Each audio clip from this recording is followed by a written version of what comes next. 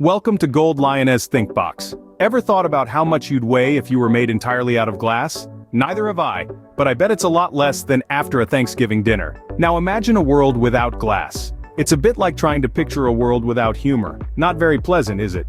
From the windows that let the sunlight into your home to the glasses that correct your vision, glass is an undeniable part of our everyday lives. But have you ever wondered about its origins? Not surprisingly, the history of glassmaking dates back to ancient times, and it's just as fascinating as you might think. Fast forward to today, and glass is still shaping our world, literally and figuratively. So are you ready to dive into the scorching hot world of glassmaking? Hold on to your sand particles, folks. You know what's hotter than a summer in Arizona? The process of turning sand into glass. Now we're not talking about your average backyard barbecue heat. This is more like, I just ate a ghost pepper and now I can breathe fire kind of heat. You see, the first step in the glassmaking process is to transform sand into liquid glass. Yes, you heard it right. Sand, the stuff you find at the beach, can be turned into glass, but it's not as simple as you might think.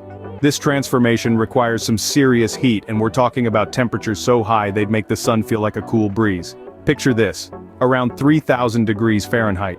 That's hotter than the surface of Venus, and definitely hotter than any oven you've got at home. But why such extreme heat, you ask? Well, at these scorching temperatures, the sand begins to melt. Yes, melt, like ice cream on a hot sidewalk, but a lot less delicious. Once the sand reaches this molten state, it's no longer the grainy stuff we love to build sandcastles with. It's now a fiery, glowing liquid that's ready to be shaped into all sorts of things, from windows to wine glasses and everything in between. So, next time you're at the beach, just remember, you're sitting on a potential window, or bottle, or vase. The options are endless, really. Welcome to Gold Lioness ThinkBox.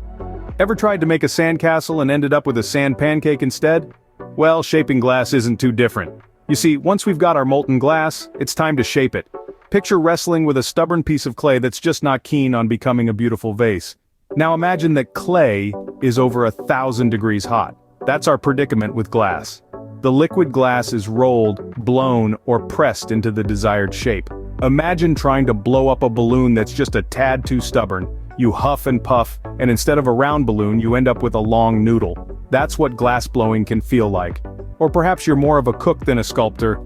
If so, think about the times you've tried to get a cake out of its pan intact. It's the same thing with pressing glass. You've got this hot, sticky substance and a mold that's just a bit too snug. It's a delicate dance between the glass and the mold, a tango that often ends in a less than perfect shape. And then there's rolling. Imagine trying to roll out a pizza dough that has a mind of its own, constantly springing back to its original shape. That's rolling glass for you. And that, my friends, is how you go from a lump of molten glass to a beautifully shaped masterpiece. Well, in theory at least. In practice, it might look more like a lumpy potato. So we've got our shaped glass. But it's still hotter than a jalapeno on a summer day. What now? Well, we're at the final step of the process, the cooling.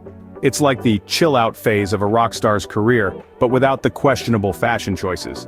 The glass is slowly cooled down to prevent it from cracking, a process known as annealing. It's a bit like trying to cool down your tongue after you've accidentally bitten into a red-hot chili pepper. Now this isn't just about throwing the glass into a freezer and hoping for the best. Oh no, this process requires more patience than waiting for a pot of water to boil or watching paint dry. We're talking about the kind of patience that makes a snail look like a sprinter. We're talking about the kind of patience that can make a tortoise yawn. So, while it might not be the most exciting part of the glassmaking process, it's certainly one of the most important. It's the calm after the storm, the cool down after the heat, the ice cream after the chili pepper. And there you have it, from scorching sand to cool, clear glass. All it takes is a little heat, some patience, and a knack for not getting burned.